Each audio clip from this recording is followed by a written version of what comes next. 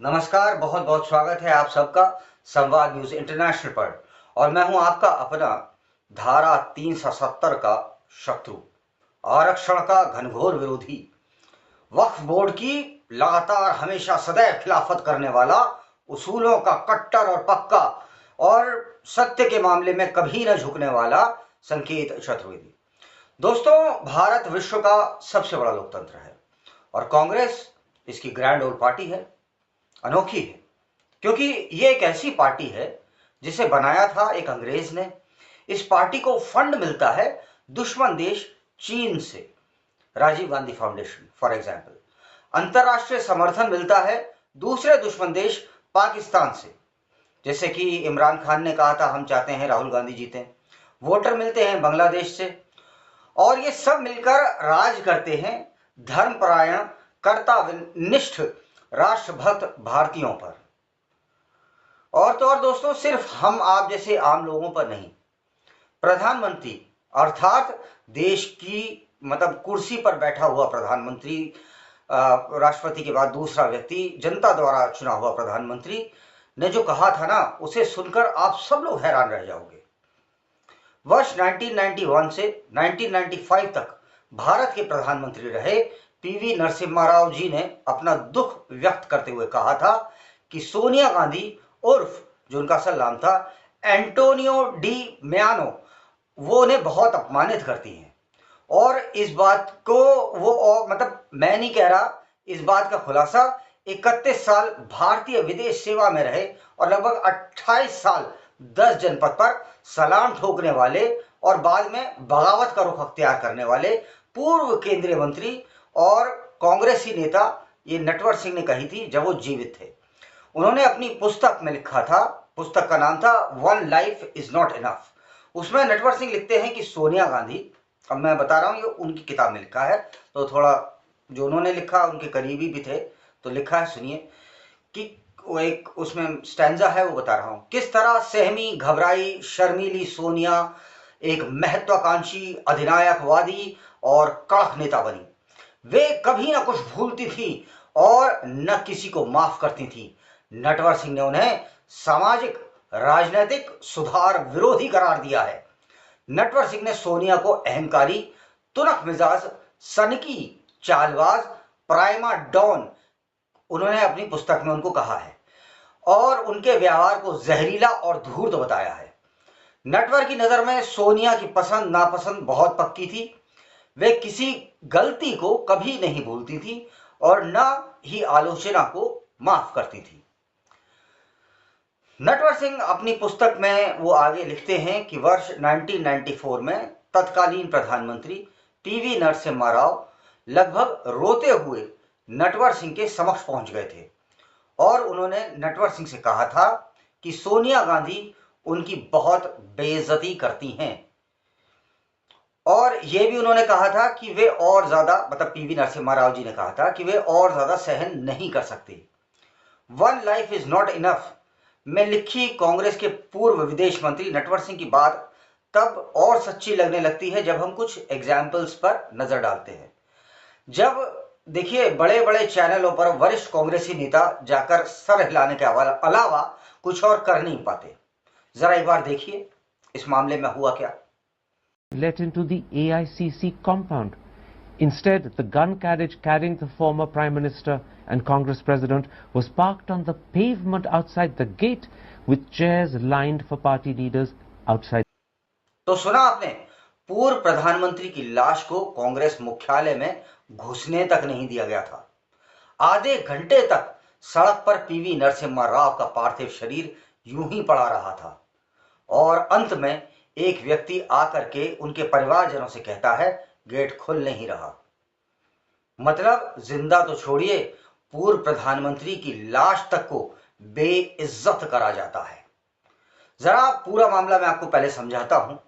दिनांक 23 दिसंबर 2004 को वर्ष 1991 से 1996 तक भारत के प्रधानमंत्री रहे स्वर्गीय पीवी नरसिम्हा राव जी का निधन दिल्ली में हो जाता है। इसकी खबर लगते ही बहुत सारे कांग्रेसी उनके घर पर आ जाते हैं, मगर वो सांत्वना नहीं प्रकट करते।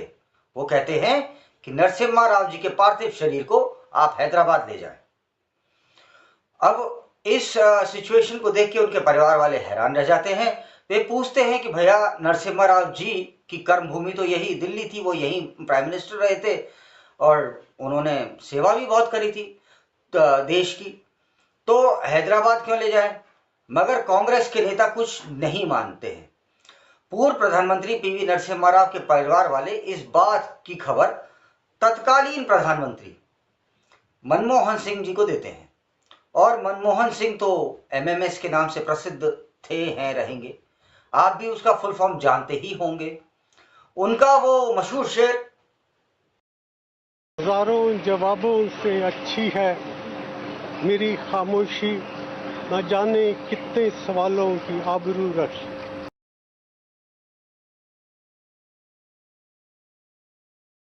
हजारों जवाबों से अच्छी है। शुरू से ही मौन पसंद आदमी थे। बाद में अगले दिन पीवी नरसिम्हा राव के शव को एयरपोर्ट ले जाया जा रहा होता है और कांग्रेस मुख्यालय पड़ जाता है बीच में। बस यही गलती हो गई।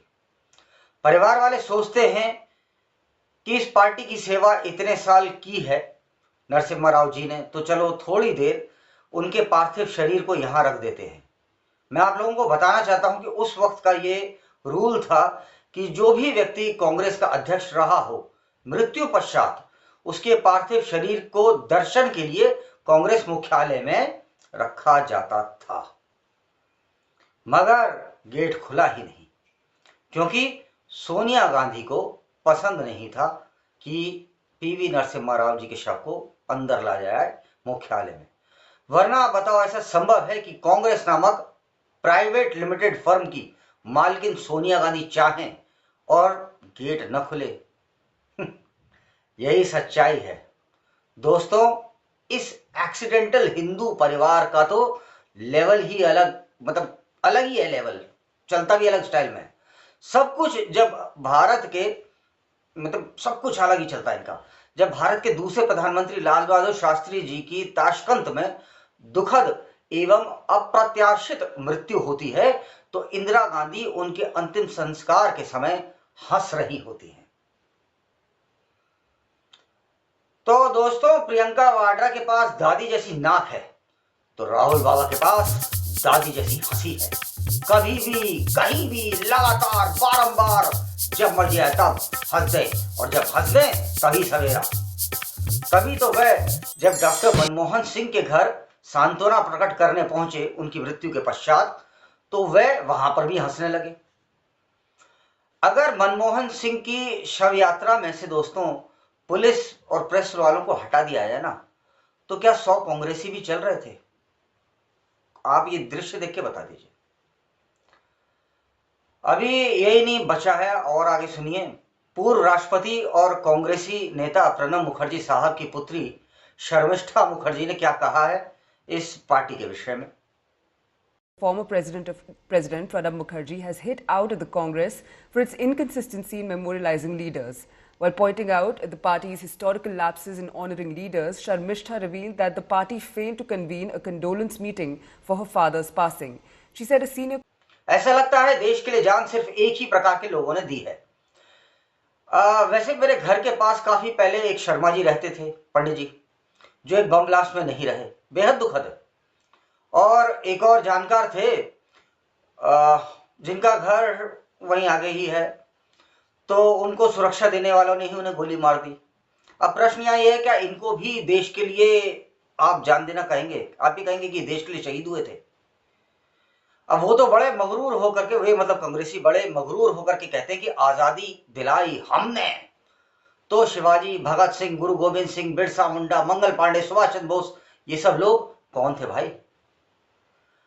अंत में चलते चलते मैं एक प्रश्न ये आप सब लोग जो कि के समक्ष रख रहा हूं, ये सब लोग पढ़े लिखे थे साहब, अर्थात अच्छे बुरे की समझ रखते थे, सही गलत का ज्ञान रखते थे, इज्जत का ख्याल भी रहा होगा, तो फिर कांग्रेस से त्याग पत्र दे देते। क्या बीजेपी की वॉशिंग मशीन की मोटर उस वक्त उतनी पावरफुल नहीं थी जो इन नेताओं के कपड़ों को धो पाती?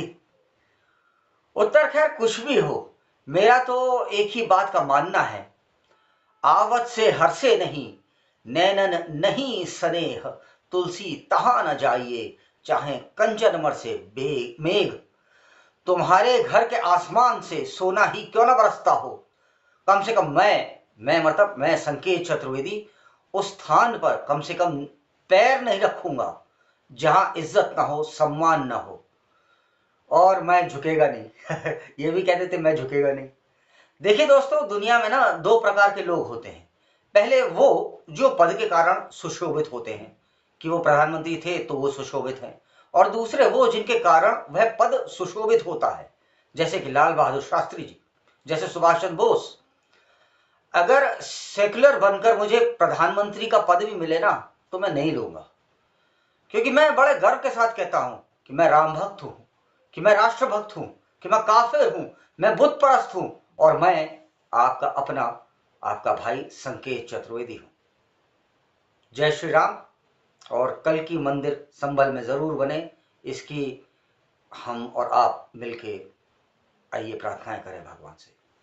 नमस्कार।